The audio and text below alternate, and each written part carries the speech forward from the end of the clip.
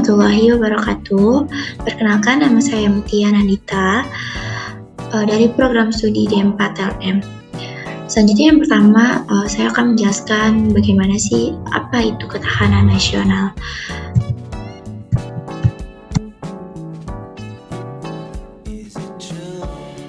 Ketahanan nasional adalah kemampuan suatu negara untuk mempertahankan dan melindungi keutuhan, stabilitas, dan kedaulatan serta mampu mengatasi tantangan dan ancaman baik dalam negeri maupun luar negeri.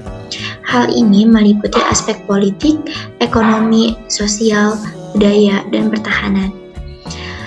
Dalam menjaga ketahanan nasional, suatu negara harus mempersiapkan diri untuk mengatasi ancaman, gangguan, hambatan, dan tantangan yang akan timbul atau bisa disebut dengan AGHT. Salah satu ancaman yang terjadi di Indonesia yaitu adanya cybercrime atau beberapa kasus berikut. Cybercrime atau kejahatan komputer adalah tindakan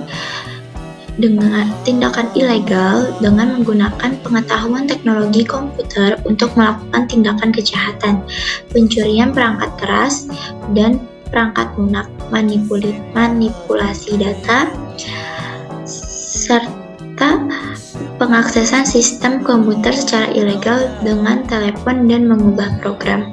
Teknologi yang terus berkembang di era digital seperti ini memang banyak memberikan dampak positif. Selain dapat memberikan informasi yang cepat, kemajuan teknologi juga dapat menunjang kinerja manusia. Namun, seiring dengan perkembangan teknologi, tindakan kejahatan pun juga berevolusi dalam bentuk kejahatan cyber. Salah satunya kejahatan cyber yang paling umum adalah kebocoran data.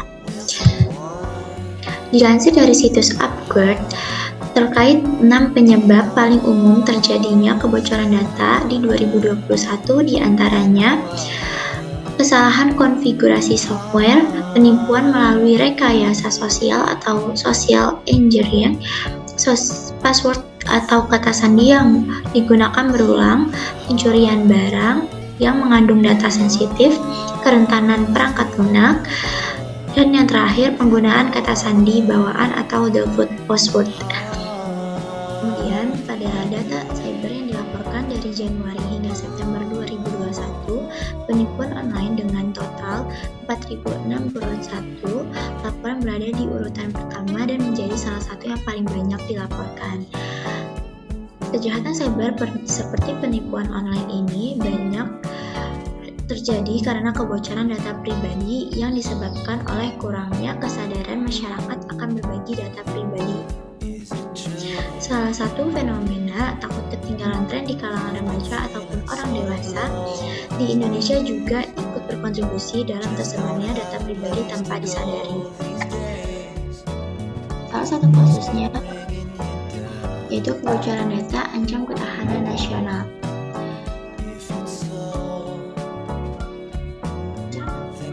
Membahayakan individu, tapi juga mengancam keamanan nasional.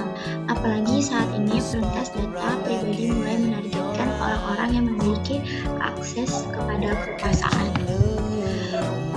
Jakarta Kompas, kebocoran data pribadi dapat berujung pada ancaman keamanan nasional, terlebih lagi jika data yang diambil tersebut memiliki akses pada kekuasaan, seperti Presiden Joko Widodo. Untuk itu, seluruh lembaga yang bertugas sebagai pengendali dan pemproses data harus bekerja maksimal, apalagi saat ini sudah ada aturan yang tertera di Rancangan Undang-Undang Perlindungan Data Pribadi. Ketua MPR Bambang Susatyo saat ditemui di Menara Kompas, Jakarta pada Jumat mengatakan masalah kebocoran data pribadi tidak boleh dibiarkan begitu saja. Masalah ini harus diusut tuntas dan serius oleh lembaga penegak hukum sehingga kebocoran data yang ada tidak digunakan untuk kepentingan lain yang melawan hukum. Catatan Kompas, sejak 2019, kasus kebocoran data terus terjadi dan semakin masif. Terakhir, dugaan kebocoran data terkuak melalui forum jual beli data Gadget@.2. Ketua MPR Bambang Susatyo di Menara Kompas pada Jakarta Akun Bjorka memasarkan 105 juta data penduduk yang diklaim bersumber dari Komisi Pemilihan Umum atau KPU. Data yang dimaksud terdiri dari nomor induk kependudukan atau NIK, nomor kartu keluarga, nama kakak, tanggal lahir, jenis kelamin, alamat, dan usia. Beberapa hari sebelumnya, akun yang sama juga memasarkan 1, miliar data registrasi kartu SIM dan seluruh operator telekomunikasi. Tak hanya itu, belakangan perentas akun Bjorka itu juga mengumumkan target perentasan di akun Telegram.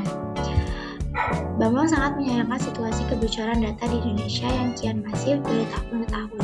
Ia melihat kini data pribadi bukan hanya dicuri, tetapi dijual belikan dan disalahgunakan ke hal-hal yang justru merugikan pemilik data sendiri.